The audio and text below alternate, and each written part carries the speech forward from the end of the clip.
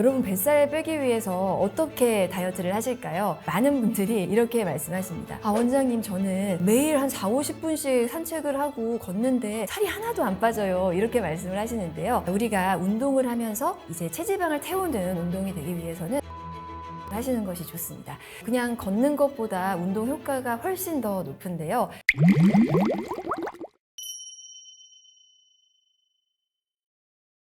우리가 이 다이어트를 할 때 가장 신경 쓰이는 부위는요, 뭐니 해도 이 뱃살이실 것 같습니다. 여러분 뱃살 빼기 위해서 어떻게 다이어트를 하실까요? 어떤 분들은 이제 복근 운동을 열심히 하시는 분도 계실 것 같고요. 또 어떤 분들은 이제 달리기나 걷기 등의 유산소 운동을 하시는 분도 계실 것 같은데요. 자, 정답은요, 뱃살의 유형별로 뱃살을 빼는 전략이 다르다입니다. 이 뱃살에는 3가지 유형이 있는데요. 먼저 첫 번째는 피하지방형, 두 번째는 내장지방형, 세 번째는 복근 늘어짐형이 있습니다. 복부를 보시면 가장 겉표면에 집어 올려지는 지방이 피하지방입니다. 그리고 이제 피하지방 밑에 보면 복근이라고 하는 근육이 지나고요. 그리고 근육 밑에 내장 사이사이에 끼어 있는 지방이 이제 내장지방이라고 보시면 되는데요. 내가 이 뱃살의 유형 중에서 어디에 속하는지를 알기 위해서 간단한 테스트를 알려드릴게요. 자, 엄지와 검지만 있으면 되는데요. 이 엄지와 검지로 핀칭 테스트를 해보시면 됩니다. 일단 복부를 엄지검지로 이렇게 집어서 들어 올려지는 지방 있죠. 그것이 피하지방인데, 그리고 이렇게 엄지검지를 빼서 이 엄지와 검지 사이의 거리를 좀 재보실게요. 이것이 2cm 이상이라면 피하지방형 뱃살이라고 보실 수가 있겠습니다. 자, 그런데 어떤 분들은요, 특히 남성분들의 경우 대부분이 이제 뱃살을 집어 올리려고 해도 배가 너무 단단하기만 하고 집어 올려지지 않는 경우가 많거든요. 그런 경우가 바로 내장지방형 뱃살입니다. 내장지방은 우리 복근 밑에 있기 때문에 내장지방이 많으신 분들은 이제 복근을 밀어 올려서 만져지는 게 이제 복근이에요. 그래서 단단하게 만져지시는 거죠. 그래서 핀칭 테스트를 하셨을 때 이렇게 집어 올려지지 않는다면 내장지방형 뱃살이라고 보실 수 있겠습니다.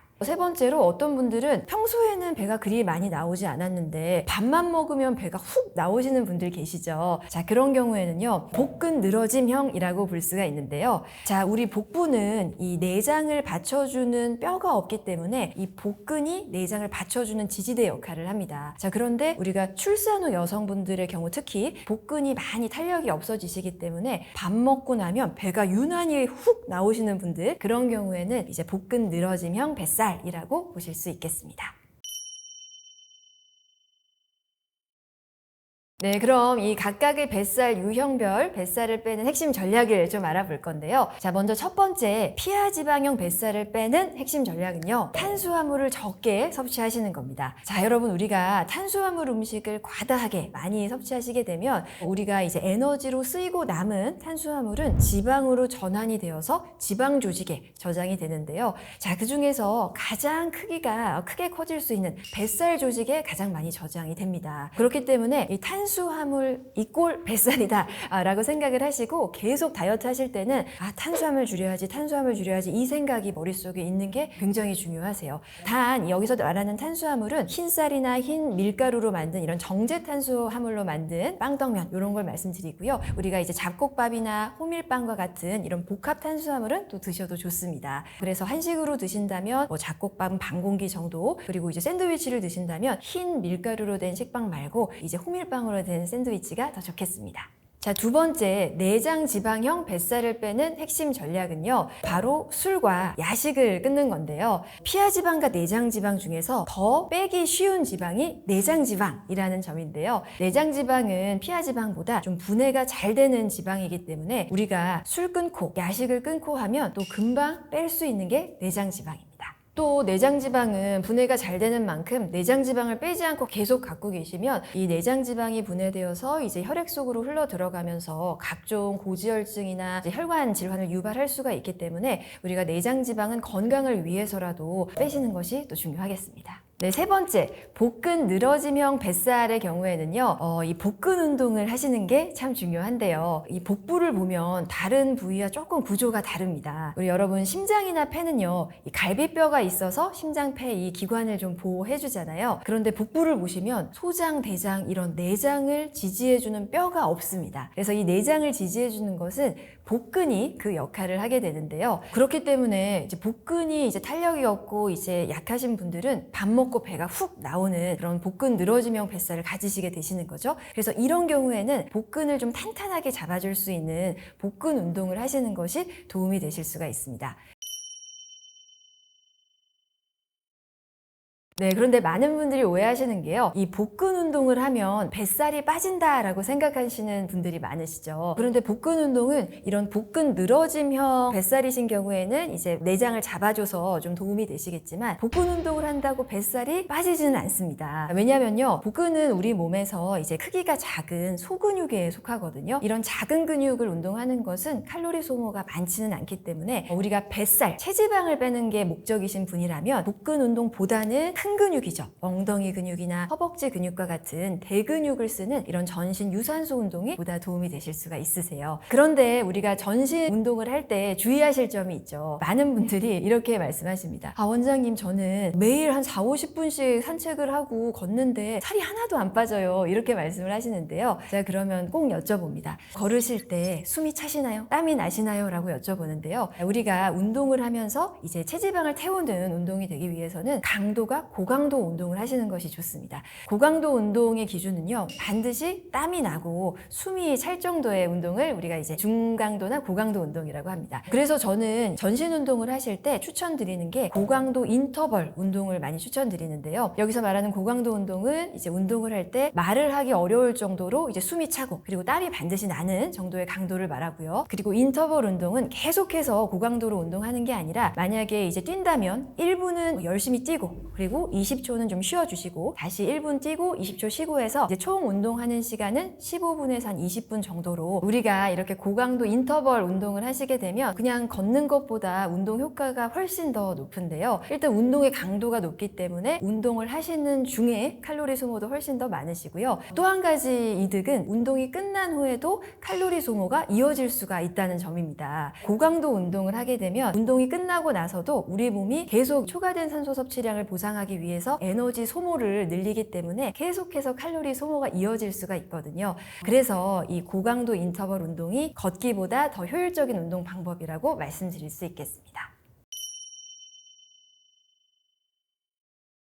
네, 이 내장을 잡아주는 코르셋 역할을 하는 이 복근에는요, 한 4가지 종류가 있는데요. 여러분, 남자분들이 제일 좋아하시는 게 이제 식스팩이죠. 배꼽을 기준으로 양옆으로 지나는 이 복직근이 있습니다. 자, 그런데 여성분들의 경우에는요, 이 복직근보다는 옆구리 근육을 키우시는 게 더 도움이 되시는데요. 이 옆구리 근육에 또 3가지가 있습니다. 그래서 우리가 그 삼겹살 하는 게 이 옆구리 근육의 3층을 말하는 거거든요. 안쪽에서부터 보면 복횡근이 있고요. 그 위에 내복사근, 그 위에 외복사근 이렇게 3층의 옆구리 근육이 있습니다. 자, 이 중에서 가장 안쪽에 지나는 복횡근, 이 복횡근이 우리 내장을 감싸주는 복대 역할을 하기 때문에 복횡근을 단련시키는 것이 정말 중요하세요. 복횡근은요, 우리 등에서부터 배꼽까지 이 가로 방향으로 이 허리를 감싸는 복대와 같은 근육인데요. 자, 이 복횡근을 단련시키는 운동에는 대표적으로 스토머크 베큐움이라는 운동이 있습니다. 스토머크 베큐움은요, 굉장히 간단한 동작인데요. 일단 바닥에 누우셔서 무릎을 세우시고 그리고 이 배꼽이 등에 붙는다 하는 생각으로 힘을 주시면 됩니다. 먼저 숨을 크게 들여주신 상태에서 흉곽 열어주시고 숨을 내쉬면서 배꼽을 바닥에 붙인다는 생각으로 이 우리 옆구리 근육을 조여주시면 되는데요. 그때 복횡근이 굉장히 수축되실 수가 있습니다. 이 스토머크 베큐움 운동을 한번 하실 때 한 15회 정도 하셔서 하루에 2-3세트 정도 하시면 우리 복횡근이 단련되실 수가 있어요. 자, 그런데 이 스토머크 베큐움 운동을 할 때 내가 과연 이 복횡근에 힘을 제대로 주고 있는지 알아보는 방법이 있는데요. 우리 골반뼈를 만져보시면 제일 튀어나온 부분이 있을 거예요. 거기서 손가락 2개를 안쪽으로 들어오시고 그리고 손가락 2개 아래쪽으로 그 위치에 이제 지그시 한번 눌러보실게요. 그 상태에서 숨을 들이쉬셨다가 내쉬면서 그러면 그때 복횡근이 수축을 하면서 내가 눌렀던 손가락이 밀려 올라오는 걸 느끼실 수가 있거든요. 그러면 복횡근을 제대로 쓰신 겁니다. 그래서 초반에는 다리는 운동하실 때 그냥 하지 마시고 손가락으로 여기 골반 부위를 눌러서 근육이 수축하는 것을 좀 확인하시면서 하시면 더 정확하게 운동하실 수 있겠습니다. 네, 그리고 이 복직근을 운동하는 방법은 이제 복직근 상부와 하부로 나뉘게 되는데요. 상부 복직근을 단련하는 대표적인 운동으로는 이제 크런치가 있죠. 크런치는 이제 역시 바닥에 누워서 이제 손 뒤로 머리 깍지 하시고 이제 상부 복직근에 힘을 준 상태에서 머리를 들어 올리는 동작입니다. 이 동작 역시 한 번에 한 15회 정도 두세 세트 하시면 상부 복직근이 단련되실 수가 있고요. 하부 복직근의 경우에는 레그레이즈 동작이 도움이 되시는데요. 자, 우리가 허리를 바닥에 붙인 상태에서 다리를 위로 들어 올렸다가 내렸다 이 동작을 해주시면 좋습니다. 여기서 주의하실 점은 우리가 이제 운동을 하실 때 다른 근육을 쓰지 말고 반드시 주동근이 이 복직근이 되어야 한다는 점인데요. 그러기 위해서는 이제 허리를 바닥에 좀 붙인 상태에서 허리의 힘으로 하시는 것이 아니라 복근에 힘을 준 상태에서 운동을 하시는 게 중요하세요. 그러기 위해서는 계속 허리는 내가 바닥에 붙인다고 생각을 하시고 좀 그게 어려우신 경우에는 손을 엉덩이 뒤에 좀 받치신 상태에서 허리를 최대한 바닥에 붙인 상태에서 복근의 힘으로만 운동을 하시는 게 중요하시겠습니다. 이렇게 운동하시면서 식단 잘 하시는 것도 정말 중요한데요. 가장 중요한 기본 원칙은 탄수화물 적게 드시고 단백질 많이 드시는 저탄수화물 고단백질 식단이 가장 중요하겠습니다. 탄수화물을 적게 드실 때는 이제 정제 탄수화물이죠. 빵이나 떡, 면, 과자 이런 것들을 좀 확 끊어주시되 대신 복합 탄수화물인 잡곡밥, 호밀빵 이런 것들은 충분히 드셔주셔도 좋고요. 사실 여러분 한식 드시면 살이 안 찌실 수 있습니다. 한식 드실 때 밥만 한 잡곡밥 반 공기 정도를 해주시고요. 나머지 반찬을 이제 섬유질이나 단백질로 해주시면 좋은데 저는 항상 그렇게 말씀드려요. 한식 드실 때는 된장찌개, 김치찌개 이렇게 좀 단백질이 없는 그런 찌개류보다는 단백질이 꼭 메인 반찬이 되셔야 한다고 말씀드리는데요. 제육볶음이나 불고기, 생선 한 마리, 콩비지 이렇게 좀 단백질이 메인 반찬이 되게 한식 메뉴를 구성해 주시면 좋습니다. 또 한 가지 팁을 말씀드리면 단백질, 섬유질을 좀 충분히 드실 때 쌈 다이어트도 굉장히 좋거든요. 이제 쌈 다이어트를 할 때는 양배추를 좀 데쳐서 손바닥 한 장 크기로 이렇게 좀 준비를 해주셔서 뭐 양배추 쌈도 괜찮으시고요. 상추도 괜찮으십니다. 섬유질을 이렇게 쌈으로 해주시고 그 안에 들어가는 밑반찬, 뭐 고기 반찬 해서 넣어서 밥 없이 그렇게만 드시면 또 굉장히 포만감이 유지되실 수 있어서 쌈 다이어트도 좋으시고요. 또 자주 추천드리는 식단으로는 그 한 그릇 다이어트라고 해서 밥은 반 공기 정도로 해주시고 나머지 밑반찬 쫙 깔아주시고 그 다음에 메인 반찬이 꼭 계란 후라이든 고기 반찬이든 해산물이든 크게 있으셔야 되죠. 그래서 밥은 조금 단백질 반찬 많이 그리고 밑반찬 이렇게 깔아주셔서 한 그릇 다이어트로 구성해 보셔도 좋습니다. 네, 요즘 시중에 이제 단백질 바나 단백질 뭐 쉐이크 등등 이 단백질 식품이 이제 간편식으로 많이 나와 있는데요. 사실 이런 식품은 이제 중간중간에 간식으로 활용하시는 정도는 괜찮을 것 같습니다. 한 끼 식사로 하기에는 칼로리도 적고 굉장히 양이 적기 때문에 좀 부족하실 수가 있고요. 간식으로 허기가 질 때 우리가 뭐 과자 먹고 빵 먹고 하지 마시고 이런 단백질 바나 쉐이크 드시면 포만감이 단백질 식품은 오래 가시기 때문에 도움이 되실 수가 있어요. 근데 어떤 분들은 이제 단백질 쉐이크가 잘 맞으신다고 그거를 이제 주식으로 하려는 분들이 계신데 그런 경우에는 정말 시간이 안 나는 경우에만 하시라고 말씀을 드리는 게요. 이게 우리가 유동식, 그러니까 액체로 된 유동식보다는 우리가 씹어 먹는 고형식을 먹었을 때가 우리 뇌가 포만감을 더 오래 간다고 느낍니다. 씹는 활동이죠. 저작 운동을 했을 때 뇌에서 이제 포만감이 더 오래 가기 때문에 유동식 그 단백질 쉐이크 드시기보다는 이제 고형식을 좀 드셔주시고 정말 시간 안 날 때나 뭐 간식으로는 쉐이크 활용하셔도 좋을 것 같습니다. 네, 다이어트 하실 때 이제 과일은 몸에 좋을 거라고 생각해서 과일을 드시는 경우가 많은데요. 그런데 사실 과일도 이제 당 성분이기 때문에 많이 드시면 살이 찔 수밖에 없습니다. 특히 단맛이 많이 나는 과일, 이제 또 열대 과일, 무른 과일들은 당의 함량이 많기 때문에 살이 찔 확률이 높으시고요.